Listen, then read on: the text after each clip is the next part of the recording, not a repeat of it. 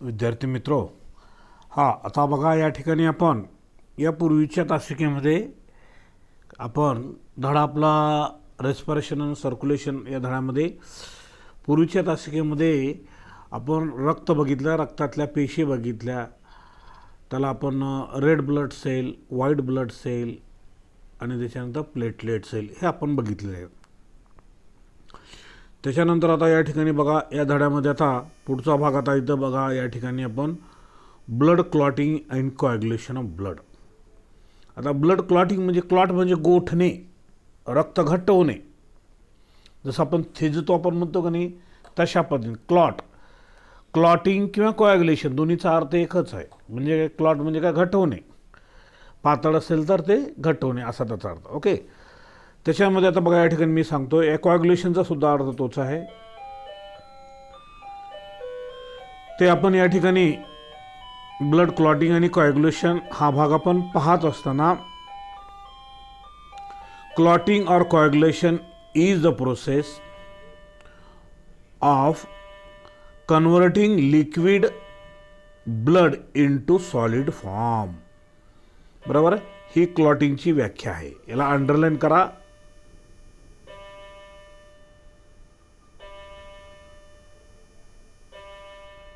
Right.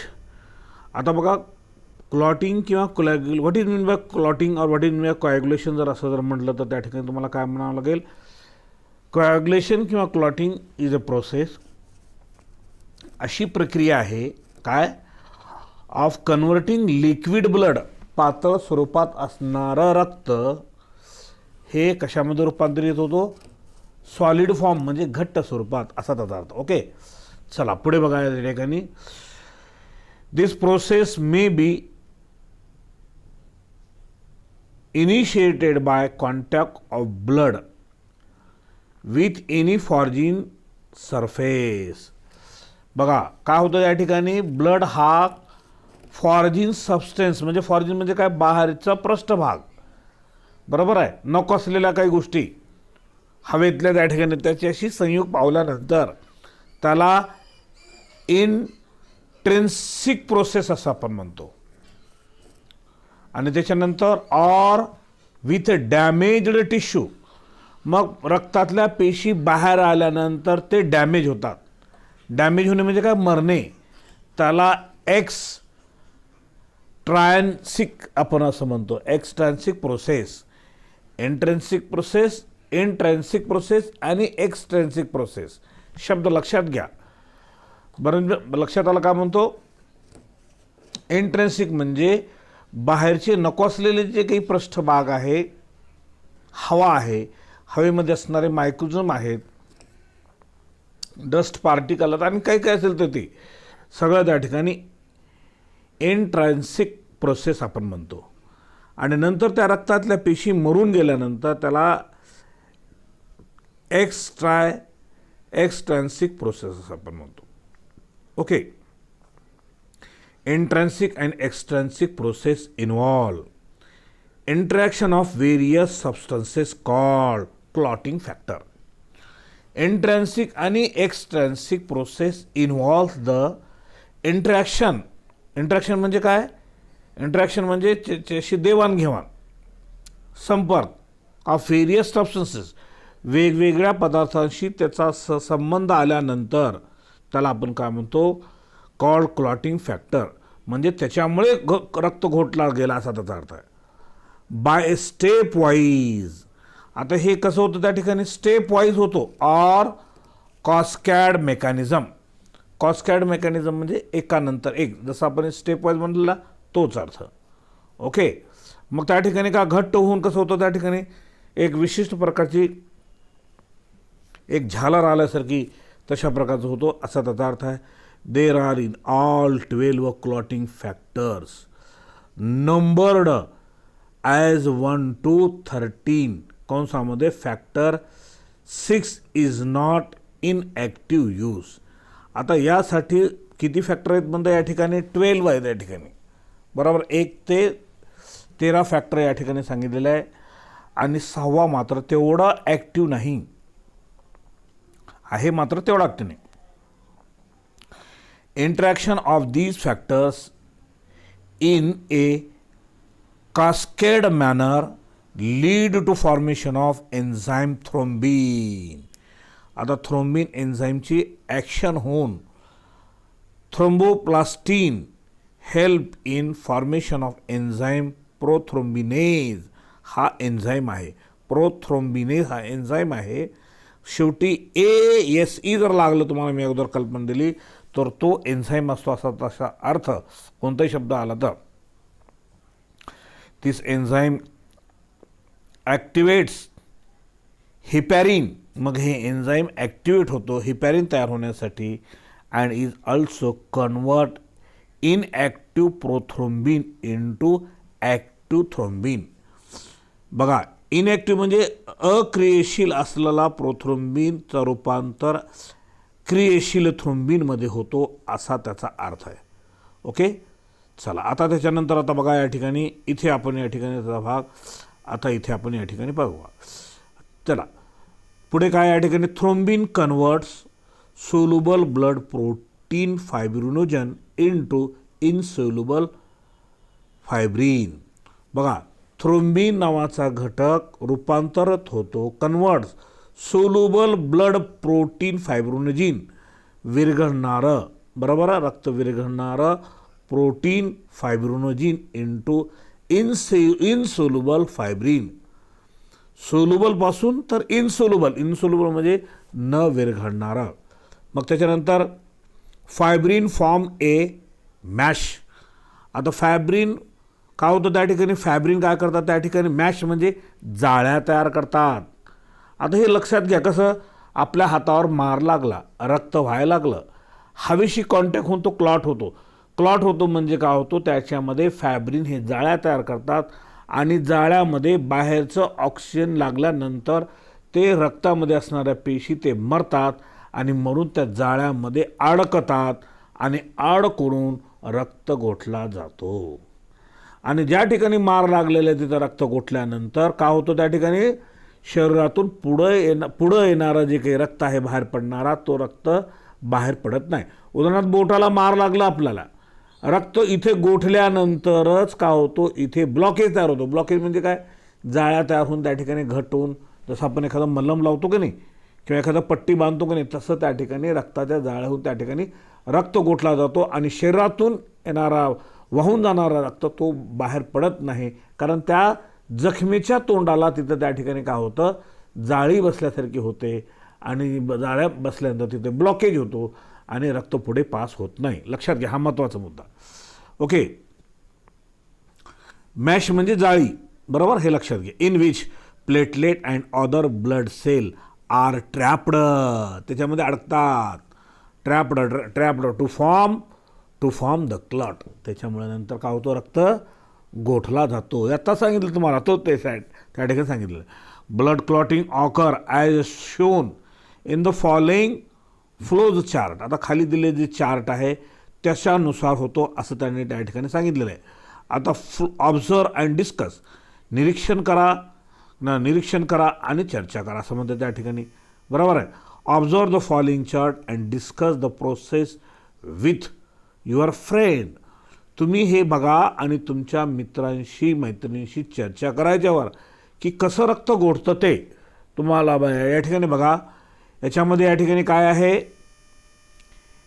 एक्सट्रॅन्सिक pathway बरोबर आहे बाहेरचं त्या ठिकाणी इंट्रॅन्सिक पाथवे आपण अगोदर बघितले हे दोन्ही. मग ह्याच्यामध्ये काय होतं या ठिकाणी एक्सेंट्रिकमध्ये damage to tissue outside the blood vessel किंवा आउटसाइड द व्हेसल. आपल्या शरीरातून जे ब्लड व्हेसल्स आहेत त्याच्या बाहेर येऊन रक्तातल्या पेशी मरणे बरोबर आहे. मग त्याच्यानंतर आता इंट्रॅन्सिक पाथवेमध्ये damage to the blood vessel. मग रक्तवाहिनी काय होतं त्या ठिकाणी डॅमेज होते म्हणजे पूर्णपणे निकामी होते फुटते तुटते खराब होते असा त्याचा अर्थ आहे.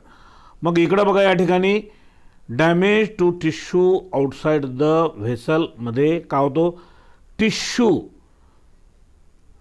थ्रोम्बोप्लास्टिन बघा या ठिकाणी हे आलं आणि नंतर इकडे या ठिकाणी डॅमेज टू द ब्लड व्हेसलमध्ये cascade of the clotting factor, म्हणजे रक्त गोठणारा फॅक्टर इथे येतो. मग दोघांचं या ठिकाणी कॉम्बिनेशन झाल्यानंतर इनॲक्टिव्ह फॅक्टर 10th 10वा फॅक्टर या ठिकाणी काय होतो, इनॲक्टिव्ह म्हणजे अक्रियशील, बरोबर आहे. मग त्याच्यानंतर खाली बघा, या दोघांचं कॉम्बिनेशन नंतर ॲक्टिवेटेड द 10th फॅक्टर, 10वा फॅक्टर इथे ॲक्टिवेट होतो म्हणजे क्रियशील होतो.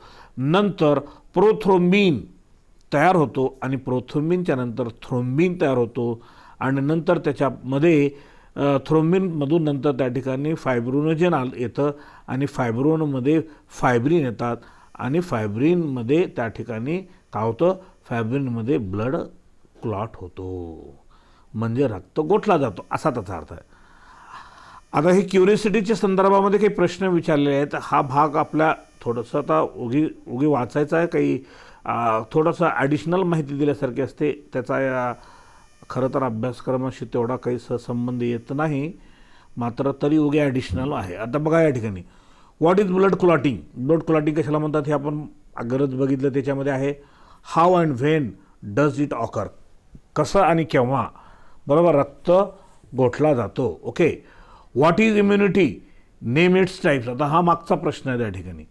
इम्युनिटी म्हणजे WBC सेलमधलं त्या ठिकाणी तिथलं आहे. त्या ठिकाणी त्याचे प्रकार काय, बरोबर, त्याच्यामध्ये आपण बघितलेलं आहे.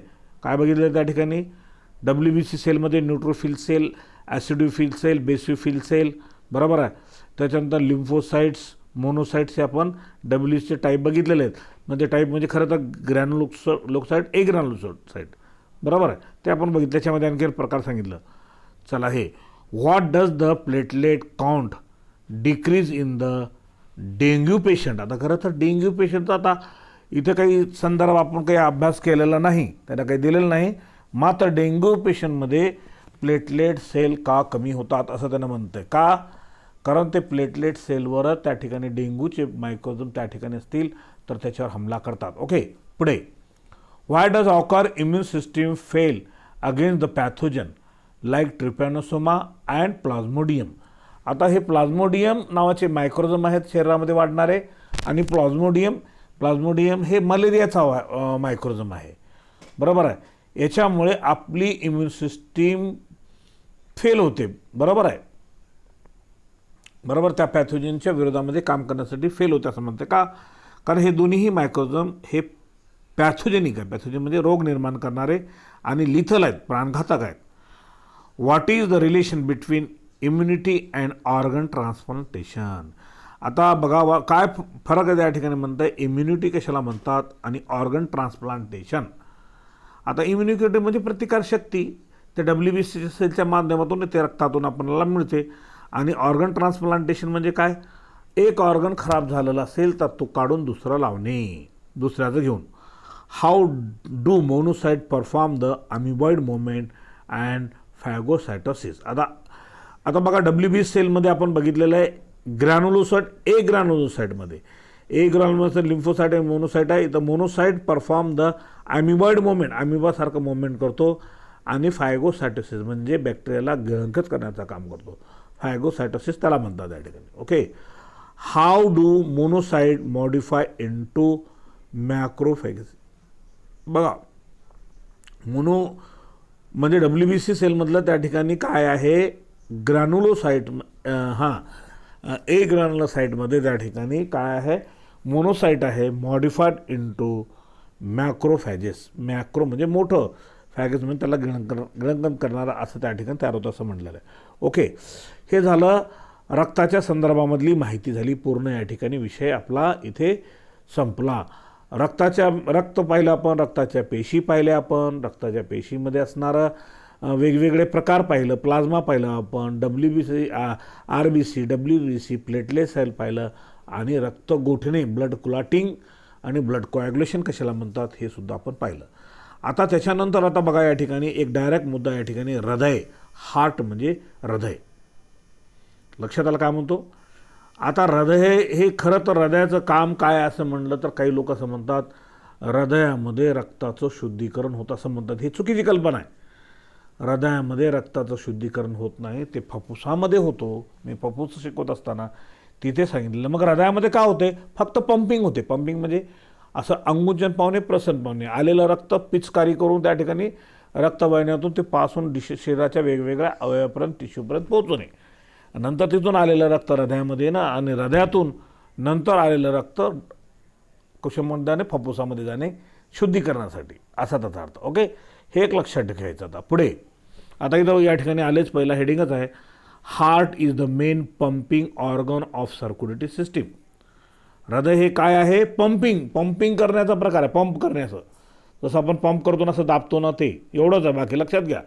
नाहीतर हृदयामध्ये रक्त शुद्धीकरण होत नाही, ही चुकीची कल्पना आहे. बरोबर. म्हणून heart is the main pumping organ of the circulatory system. It is reddish brown in colour. लालसर तपकिरी रंगाचा आहे, ब्राऊन तपकिरी रंग आहे. हॅलो मध्ये पोकळी आहे. मस्क्युलर ऑर्गन ते पूर्ण मसलनं बनलेलं आहे, त्याच्यामध्ये हृदयामध्ये हार्ट नावाचा हार्ट नसतो त्या ठिकाणी. बरोबर आहे. रफली the size of its ones feets. बरोबर आहे. याची साईज कशी, एखादी मूठ असल्यासारखी असते. एखादं मूठ जे आपण म्हणतो ना, असं गठ्ठ असं, पण अशा प्रकारचं ते मूठ. फिट्स म्हणजे त्या ठिकाणी आहे. Its average weight is about 300 gram, 300 gram. बरोबर आहे. 250 ग्राम म्हणजे आपण पाव किलो म्हणतो, त्याच्यामध्ये अर्ध छटाक आपण टाकलं तर त्या ठिकाणी 300 ग्राम इन मेल, मोठ्या माणसामध्ये, अडल्ट मेलमध्ये. ओके. अँड फिमेलमध्ये 250 ग्राम इन फिमेल, म्हणजे पाव किलो. फिमेलचं त्या ठिकाणी हृदय त्या ठिकाणी साधारणतः पाव किलोच असतो, असा त्याचा अर्थ आहे. It is conical in shape. बघा त्याचा आकार कसा असतो, कोनिकल आहे. आकृती तर आपण या ठिकाणी इथे या ठिकाणी बघणार आहोत. या ठिकाणी बघा कुठंतरी आता येईल, आता आकृतीचा हा काही आहे का, कोनिकल, कोण असल्यासारखं आहे का हे, राईट. हे बघा हे आता हे आपल्याला बघायचं. आता हे पूर्ण इथे सुद्धा बघा, इथे सुद्धा बघा. आता इथे मी तुम्हाला सांगतो. चला आता पुढे येणार आहोत आपण थोडंसं. It is conical in shape and lies in the mediastinum. म्हणजेच त्याला काय म्हणू आपण, the space between two lungs. दोन फुफ्फुसे जे आहेत ना, इकडून आणि इकडून. बघा हृदयाचं लोकेशन कुठं आहे बघा, मी तुम्हाला दाखवतो. मी माझ्या शरीरावरून दाखवतो. इकडं फुफ्फुस आहे, इकडं फुफ्फुस आहे. या फुफ्फुसाच्या इथे मध्ये असतो त्या ठिकाणी, आणि थोडंसं या बाजूला, थोडंसं पुढे येणार आहे, थोडंसं इकडं, थोडंसं या पद्धतीने म्हणजे थोडं वळलेलं असतं त्या ठिकाणी, खालच्या दिशेने. ओके. हृदयाची लोकेशन आणि साईडला त्या ठिकाणी फुफ्फुसे असतात, त्या फुफ्फुसांच्या मधल्या बाजूने, असा त्याचा. चला पुढे. It is broader at upper end. वरच्या एंडला मोठं असतं आणि खालच्या एंडला टॅपरिंग, कसं असतो, निमुळतो, base. And conical at lower end. Lower खालच्या एंडीला अपेक्स, टोक असल्यासारखं आहे. आत्ताच आकृती दाखवली तुम्हाला मी. ओके. कसं असतं त्या ठिकाणी. Conical end is slightly tilted. म्हणजे खालचं कोनिकलचा जो भाग आहे निमुळता होत गेलेला, वर ब्रॉड आहे, खाली निमुळता. टिल्टेड म्हणजे वळलेला. आत्ता दाखवलं तुम्हाला मी. बरोबर. थोडंसं या बाजूला असं खालून. बरोबर. खालून कसं या ठिकाणी, हे बघा हे हृदय आहे, खालचा भाग हे असं वळलेला थोडं इकडून, राईट. थोडं किंचित टिल्टेड म्हणजे वळलेला. टू द लेफ्ट साईड, डाव्या हाताकडे वळलेला आहे. Okay. And rest above the डायफर्गमच्या वरच्या बाजूला. ओके. त्याच्यानंतर heart is enclosed in the membranous sac called as pericardium. पेरिकार्डियमवरचा कवर आहे. Pericardium is formed of 2 main layer, outer fibrous and inner serous pericardium. आता त्याचे लेयर्स आहेत, थर ज्याला आपण म्हणतो.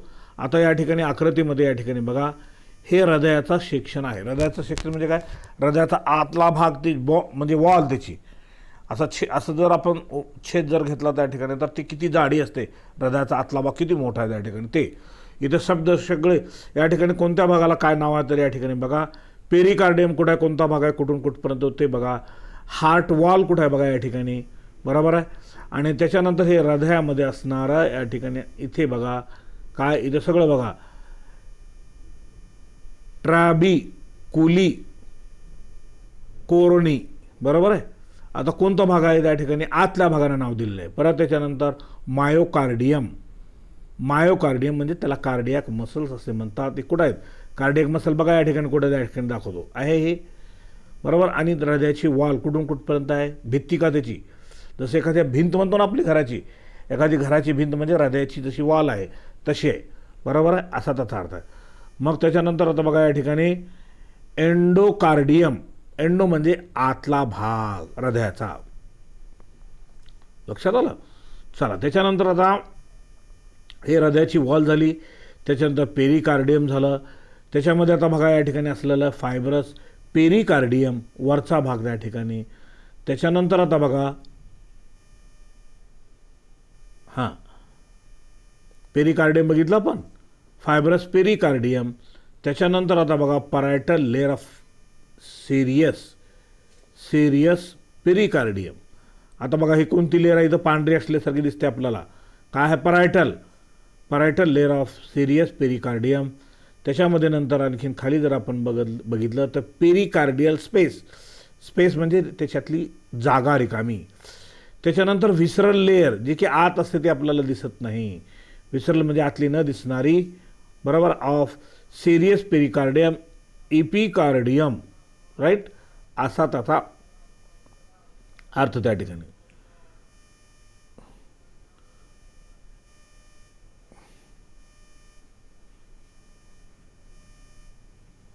राईट. आता त्याच्यामध्ये या ठिकाणी बघा, आता पुढे मी या ठिकाणी ते काय होतं ते आता तुम्हाला आकृती दाखवली.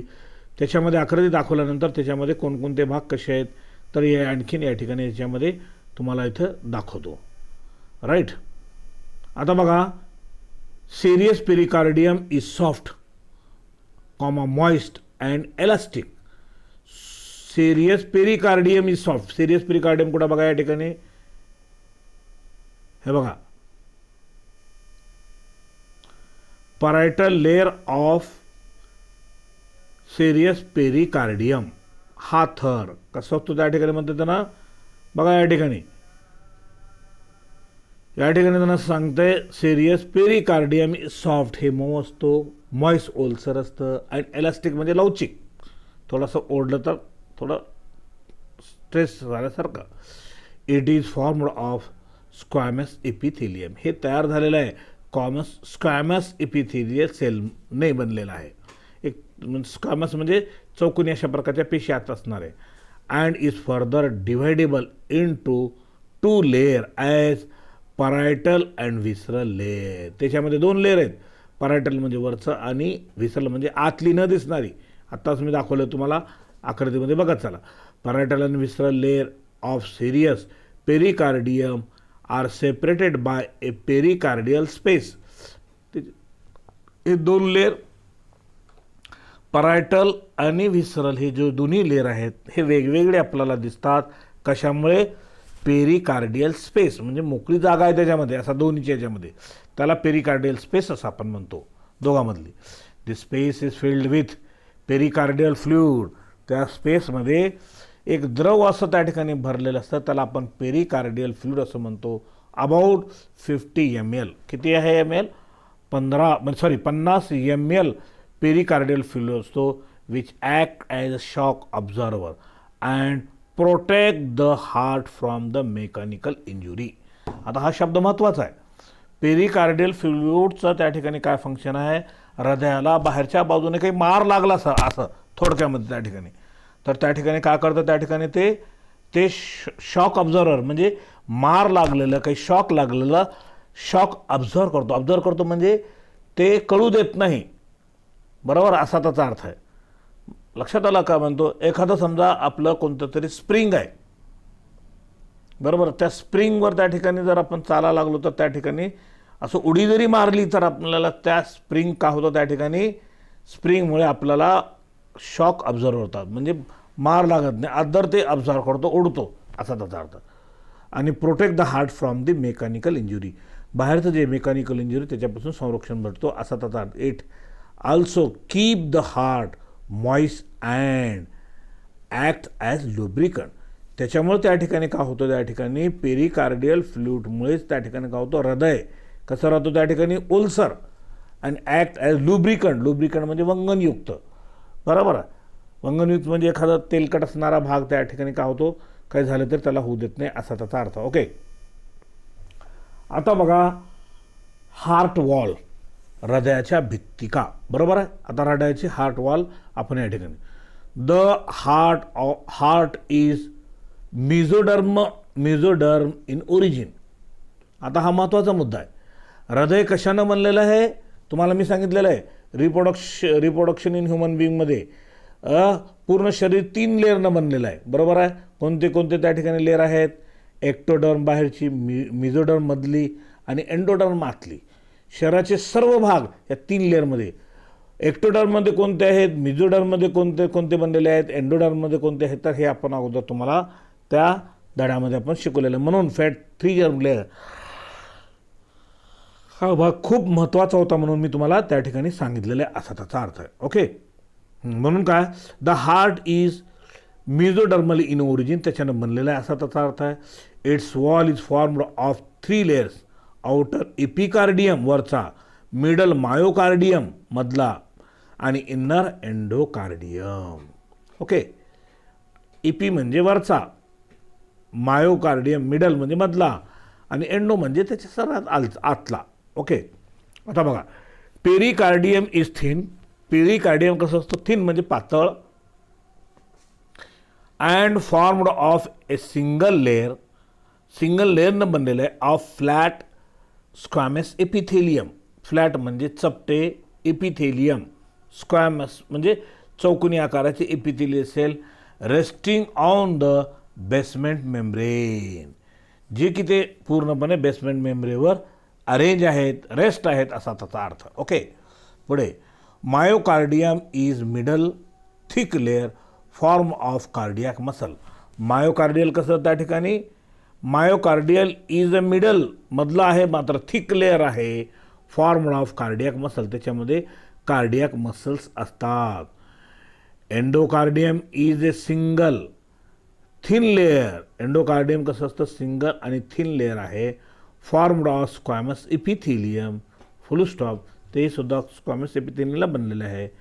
The epithelium and endocardium are protective in function, बरोबर आहे. Epicardium and endocardium are protective in function, whereas myocardium is responsible for contraction and relaxation of heart.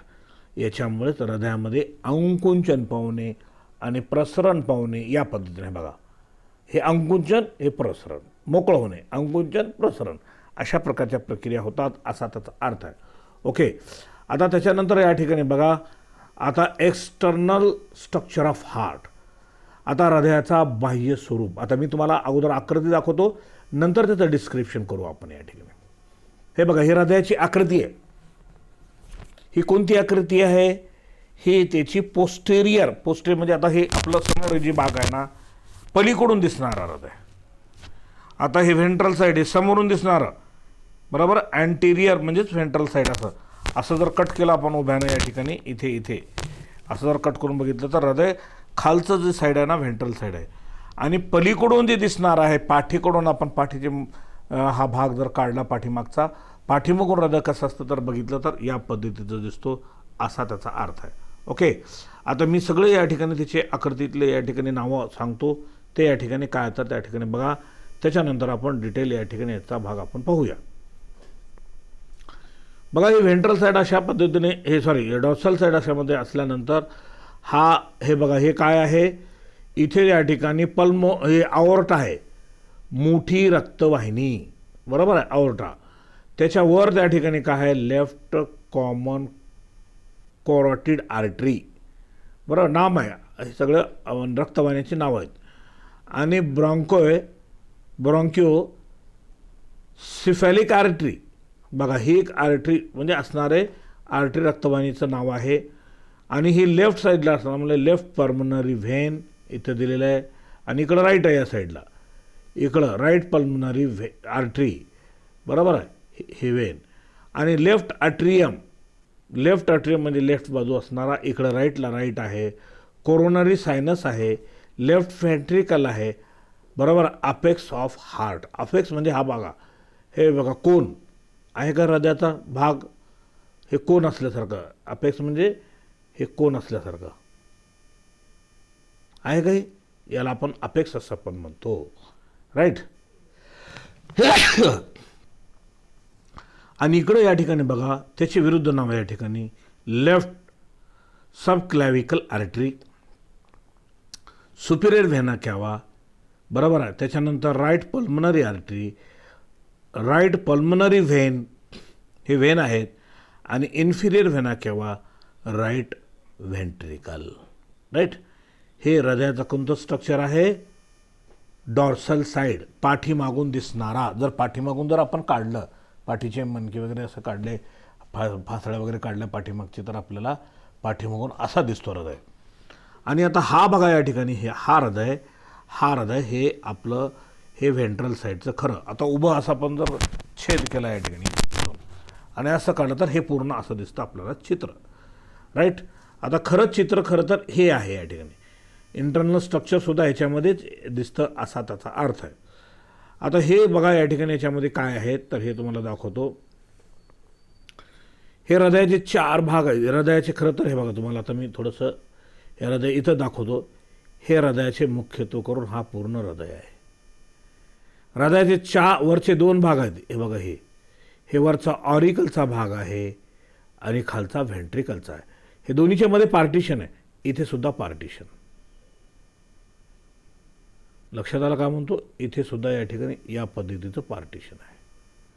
काय झालं, हृदयाचे 4 कप्पे तयार झाले, 1 2 3 4. आता हे आतल्या बाजूने आपण नंतर बघणार आहोत, मात्र तुम्हाला हे हृदय दाखवलं. आता हे रक्तातले हे याच्यामध्ये असणारा हे ऑरिकलचा भाग, इथे या ठिकाणी असणारा भाग. आता कोणकोणते नावं कसे आहेत तर या ठिकाणी तुम्ही बघा, हृदयाचे कप्पे लक्षात आले तुम्हाला, या ठिकाणी भाग बघा. आता त्याच्यामध्ये right left right left right left असं या ठिकाणी सांगितलेलं आहे. ते कोणतं तर या ठिकाणी बघा, इथे तुम्हाला सांगतो. आणि इंटरनल स्ट्रक्चरमध्ये तर तुम्हाला आणखीन मी चांगल्या पद्धतीने आणखी समजून देतो, मात्र एक्सटर्नल बाह्य स्वरूप कसं आहे तर हे थोडंसं आपण या ठिकाणी बघावं. हे आकृतीमध्ये बघा, या ठिकाणी प्रत्येक भागांची नावे या ठिकाणी दिलेली आहेत. बघा कशाला काय म्हणतात, हे बघा आवर्टा, मोठी रक्तवाहिनी, बरोबर आहे. आता मोठ्या रक्तवाहिनीमध्ये लेफ्ट सब क्लॅव्हिकल आर्टरी हे असं नाव आहे या ठिकाणी, बरोबर आहे. आणि त्याच्यानंतर आता बघा याच्यामध्ये नंतर आता पुढे या ठिकाणी आहे, नंतर काय आहे, लिगामेंटम आर्ट्रिओसम. त्याच्यानंतर खाली लेफ्ट पल्मनरी आर्टरी, बघा कोणतं नाव कुठे येतं या ठिकाणी बघा. आणि पल्मनरी ट्रंक, पल्मनरी ट्रंक कशाला म्हणतात तेही याला लक्षात ठेवणं अत्यंत आवश्यक आहे. आणि लेफ्ट पल्मनरी व्हेन, हे लेफ्ट पल्मनरी व्हेन कुठं या ठिकाणी इथं या ठिकाणी बघा. आणि इकडं असेल तर राईट असेल या साईडला, बरोबर आहे. आणि लेफ्ट अट्रियम, आता अट्रियमचा हृदयाचे 4 भाग मी सांगितले तुम्हाला, बरोबर. हा तुम्हाला हृदयाचे भाग कसे सांगितले मी तुम्हाला अगोदर. हे हृदयाचे 2 तुम्हाला दाखवलं, हे बघा हे 2, वरचा आणि खालचा, वरचा अट्रियमचा, खालचा व्हेंट्रिकलचा, हे एक असे भाग दाखवले तुम्हाला. म्हणजे हृदयाचे 4 भाग झाले, लक्षात आलं. वरचे 2 आणि खालचे 2, वरचे 2 अट्रियमचे, खालचे 2 व्हेंट्रिकलचे, असं त्याने सांगितलं. आणि हृदय त्या ठिकाणी आपल्या शरीरामध्ये कट केल्यानंतर असं आहे, हृदयाचा कोनिकल शेप आहे आणि खालच्या बाजूने इकडं थोडंसं वळलेलं आहे, लेफ्टच्या बाजूने थोडं कोनिकल फेस वळलेला आहे. बघा या ठिकाणी कोनिकल फेस कसं आहे, लेफ्टमध्ये हे सगळं लेफ्ट. आपल्या डाव्या हाताचा विचार करावा, लक्षात, त्याला लेफ्ट आपण म्हणायचं, ओके. हां, मग त्याच्यामध्ये काय, लेफ्ट पल्मनरी व्हेन आणि लेफ्ट अट्रियम कुठं आहे, वरचा भाग, बरोबर आहे, राईट. त्याच्यानंतर तुम्हाला सांगितलं हृदयाचे 4 भाग आहेत, वरचे 2 आणि खालचे 2. वरचे 2 ऑरिकल आहेत किंवा अट्रियममध्ये आपण म्हणतो, आणि खालचे व्हेंट्रिकल, ओके. त्याच्यानंतर branch of left coronary artery, हे बघा हृदयावर असणारी ब्रँच आहे ती, ओके. त्याच्यानंतर लेफ्ट व्हेंट्रिकल खाली असलेलं. आता इकडं असेल तर राईटमध्ये येतं त्या ठिकाणी, बरोबर आहे. हे राईट व्हेंट्रिकल कुठं आहे या ठिकाणी बघा. आणि इन्फिरियर व्हेना केवा, हा एक महत्त्वाचा आहे.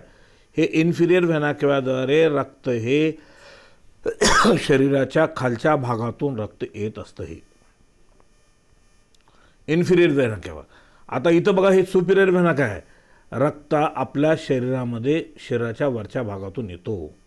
राईट, हे बघा हे सुपिरियर व्हेना केव्हा. राईट. त्याच्यानंतर राईट पल्मनरी आर्टरी आहे कुठं बघा, आणि राईट पल्मनरी व्हेन हेही कुठं आहे बघा. राईट पल्मनरी आर्टरी हे कुठं आहे या ठिकाणी बघा, आणि त्याच्यानंतर या ठिकाणी राईट ॲट्रियम वरचा भाग, ॲट्रियमचे वरचा, ॲट्रियम म्हणजे वरचा कप्पा आणि व्हेंट्रिकल म्हणजे खालचा, आणि ॲट्रियममध्ये पार्टिशन आहे, खालून बी असं मधून मध्ये आहे असं. बरोबर आहे. पार्टिशन म्हणजे कसं या ठिकाणी तुम्हाला मी दाखवलं आहे कसं या ठिकाणी पार्टिशनमध्ये अशा पद्धतीचं.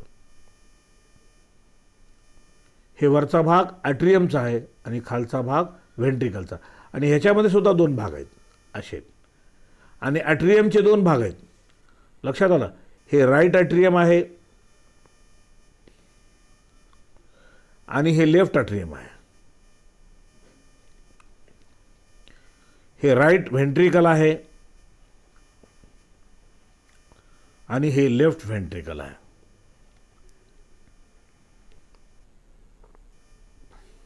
हे लेफ्ट व्हेंट्रिकल. आलं लक्षात.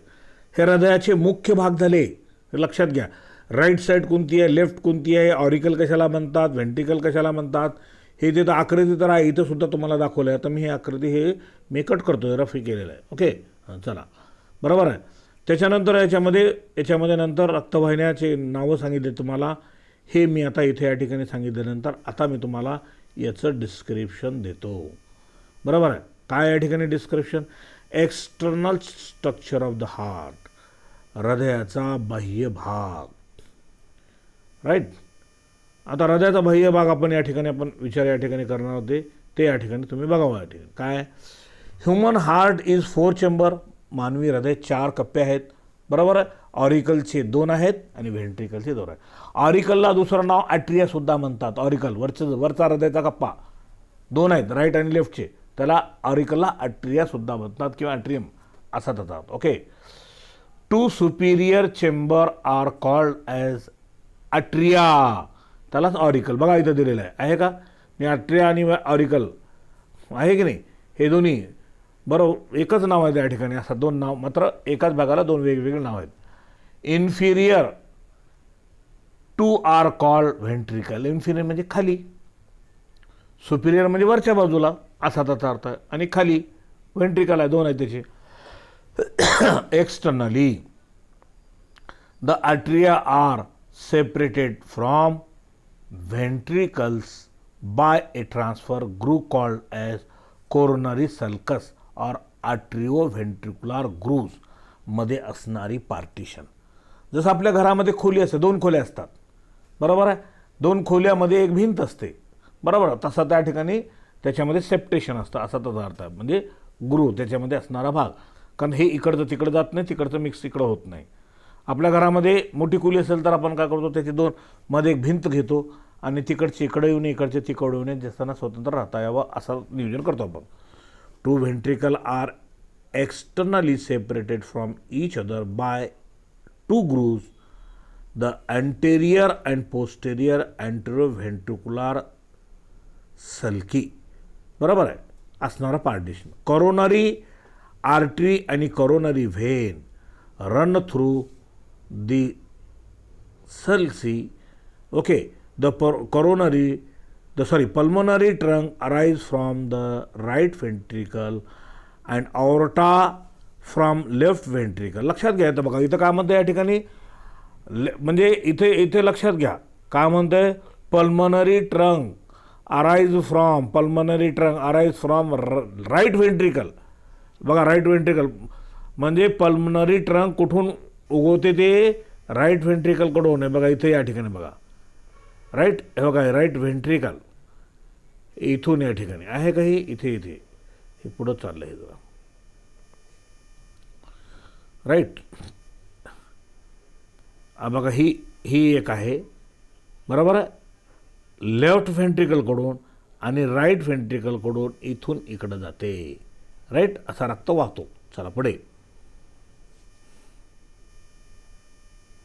Pulmonary trunk arrive from the right ventricle. Right ventricle कुठला भाग आहे या ठिकाणी? राईट व्हेंट्रिकल आपला उजवा हात, लक्षात घ्यायचं. आणि aorta from left ventricle. Aorta कुठून? लेफ्ट व्हेंट्रिकलकडून येतो, असा त्याचा अर्थ आहे. Are present on anterior surface of heart. त्याच्यानंतर the pulmonary trunk bifurcate. Bifurcate. Pulmonary trunk bifurcate म्हणजे काय? पल्मनरी ट्रंकला आणखीन काय झालेलं आहे? विभाजन झोन, रक्तवाहिन्या असे दोन वेगवेगळे into right and left pulmonary artery. Right, right आणि पल्मनरी आर्टरी. लक्षात आलं कुठं? राईट आणि लेफ्ट पल्मनरी आर्टरी कुठं आहे त्या ठिकाणी? बघा हे का, राईट पल्मनरी आर्टरी आणि राईट इकडं हे लेफ्ट आहे. सॉरी एक मिनटं, हा लेफ्ट आहे आणि राईट पल्मनरी आर्टरी. आलं लक्षात? राईट. चला पुढे, किंवा इथे या ठिकाणी आपण बघू. इथे राईटचा भाग इथं इकडे येते. राईट पल्मनरी आर्टरी आणि लेफ्ट पल्मनरी आर्टरी. बरोबर आहे, लेफ्ट पल्मनरी आर्टरी इथे हा भाग. राईट. चला आता पुढे बघा या ठिकाणी आणखीन काय म्हणतो मी.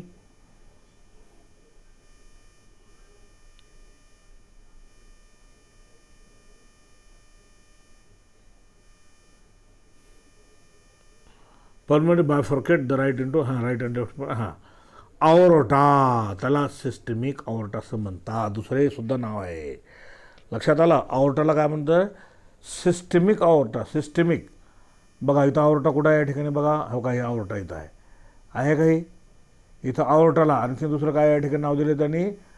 सिस्टमिक ऑर्टा इज डिवायझिबल किंवा डिवायझिबल इंटू 3 रिजन्स. याचे सुद्धा 3 भाग पडतात. आर असेंडिंग ऑर्टा, वरच्या दिशेने जाणारा, आणि सिस्टमिक आर्च, आणि aortic arch and descending aorta. बरोबर. सिस्टमिक आर्च त्यालाच आपण दुसरं ऑर्टिक आर्च असं पण म्हणतो. आणि नंतर डिसेंडिंग म्हणजे खालच्या दिशेने जाणारा aorta. The ligamentum आर्टेरियोसम joins pulmonary trunk and aorta arch, full stop. It is the remnant of an embryonic duct called as ductus arteriosus. त्याला नाव आहे. The aortic arch give out 3 arteries. त्याच्यामध्ये ब्राचिओसेफॅलिक कंसामध्ये innominate artery, left common carotid and left subclavian. बघा कुठे त्या आकृत्यामध्ये नाव बघा त्या ठिकाणी, त्याच्यामध्ये तुम्हाला दिसेल. The right atrium receive the superior and inferior vena cava. Right atrium कुठं आहे या ठिकाणी? राईट ॲट्रियम बघा इथे या ठिकाणी, इथे बघा ह्या आकृतीमध्ये बघा. राईट ॲट्रियम कुठं आहे? काही राईट ॲट्रियम आहे काही? हा राईट ॲट्रियम. आणि राईट ॲट्रियम रिसिव्ह करतो सुपिरियर व्हेना कॅवा. हे बघा सुपिरियर व्हेना कॅवा हे बघा याच्यामध्ये येतो. आणि इन्फिरियर व्हेना कॅवा हा खालून येणारा हा इथे ओपन होतो. म्हणजे काय? हा राईट ॲट्रियम अशुद्ध रक्त ओढून घेतो शरीराच्या वरच्या भागातून सुपिरियर व्हेना कॅवामध्ये, आणि शरीराच्या खालच्या भागातून इन्फिरियर व्हेना कॅवाद्वारे कुठून येते? हे रक्त कुठे येतो? नंतर याच्यामध्ये राईट ॲट्रियममध्ये येतो, असा त्याचा अर्थ. ओके. मग राईट ॲट्रियममधून आल्यानंतर इथे आल्यानंतर बरोबर आहे. आता राईट ॲट्रियममध्ये आल्यानंतर या ठिकाणी इथून या ठिकाणी कुठं जातो? राईट व्हेंट्रिकलमध्ये जातो. कुठं जातो? हे का राईट व्हेंट्रिकल. राईट ॲट्रियममधून आल्यानंतर हे राईट ॲट्रियममधून राईट व्हेंट्रिकलमध्ये जातो, कारण त्याच्या खाली आहे ते. हे ॲट्रियमचा भाग आणि हा व्हेंट्रिकलचा भाग खाली असलेला. राईट. चला पुढे. हे असं आल्यानंतर त्याच्यानंतर आता बघा पुढे.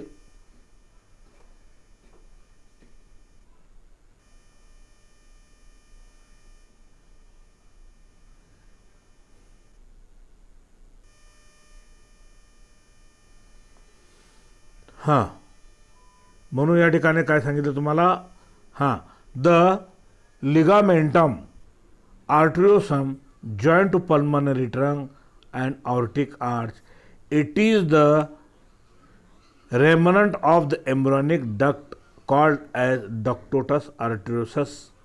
The aortic arch gives out three arteries: brachiocephalic, innominate artery, left common carotid and left subclavian. हे नाव आहेत आकृतीमध्ये बघा. The right atrium receive superior and inferior vena cava along it dorsal surface. Dorsal surface म्हणजे वरच्या पृष्ठभागावरून, आणि Superior म्हणजे वरून, आणि खाली इन्फिरियर म्हणजे खालून. व्हेना केव्हा आपण आत्ता दाखवलं तुम्हाला मी, बरोबर आहे. मग काय होतं त्या ठिकाणी? Pulmonary vein open into, pulmonary vein open होतात. कुठे होतात? Left atrium. हे पल्मनरी व्हेन, हे बघा खालच्या आकृतीमध्ये दाखवतो. कुठे आहेत पल्मनरी व्हेन?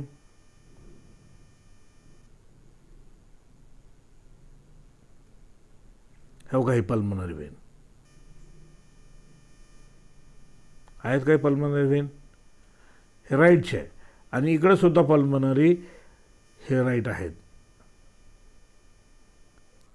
हो का, हे राईट पल्मनरी व्हेन आहेत का? हे सुद्धा बघा आहे. हे इकडे दिसत आहेत, हे इकडे दिसत आहेत, मात्र हे कुठे ओपन होतात? हे दोन्हीही रक्तवाहिन्या, हे रक्तवाहिन्या याला अटॅच नाहीत. हे पलीकडून गेलेले आहेत. पलीकडून जाऊन नंतर कुठे येतात? या ठिकाणी हे रक्तवाहिन्या पलीकडून जाऊन इथे आहे, आणि हे सुद्धा इथे ओपन होतात, इथे होतात, आणि हे इथे होतात. राईट. आता मी इंटरनल स्ट्रक्चरमध्ये तिथे डिटेल सांगेन तुम्हाला ते कसं होतं, तर तिथं व्यवस्थित सांगता येतं आणखी तुम्हाला, असा त्याचा अर्थ आहे. म्हणून काय या ठिकाणी? The right atrium receive the superior and inferior vena cava along it dorsal surface. Pulmonary vein open into left atrium along the dorsal surface of heart. Pulmonary vein हे ओपन होते कुठे? लेफ्ट अट्रियममध्ये होते. Left अट्रियममध्ये. Left atrium कुठं आहे या ठिकाणी? हे बघा, लेफ्ट अट्रियम इथे आहे या ठिकाणी. हे बघा, हे लेफ्ट अट्रियम इथे आहे का? हे लेफ्ट अट्रियम हा भाग आहे, हा कप्पा आहे, कप्पा हृदयाचा आहे. लेफ्ट अट्रियम त्याच्यामध्ये ओपन होते असं त्यानं सांगितलेलं आहे. ओके, चला पुढे. नंतर ओपन होऊन काय होतं? Open into left atrium along with dorsal surface of the heart. हृदयाचा डॉर्सलचा पृष्ठभागच्या बरोबर असा त्याचा अर्थ. ओके, तर अशा पद्धतीने या ठिकाणी हे इंटरनल स्ट्रक्चर आपला इथे external surface of the heart, dorsal side हृदयाची आणि व्हेंट्रल साईड बाह्य भाग आपण या ठिकाणी बघितलेला आहे. इथे आपला हा भाग इथे संपला. आता नंतरच्या पिरियडमध्ये आपण internal structure of the heart आपण नंतर पाहू. तो सुद्धा इंटरेस्टिंग आहे. तुम्हाला मी ते शिकवत असताना तिथे खरं आणखीन कसं रक्त वाहतं, कुठून वाहतो ते त्या ठिकाणी मी तिथे सांगेन तुम्हाला. Okay, I will stop here. Tomorrow will continue the next period. Okay, I will stop here.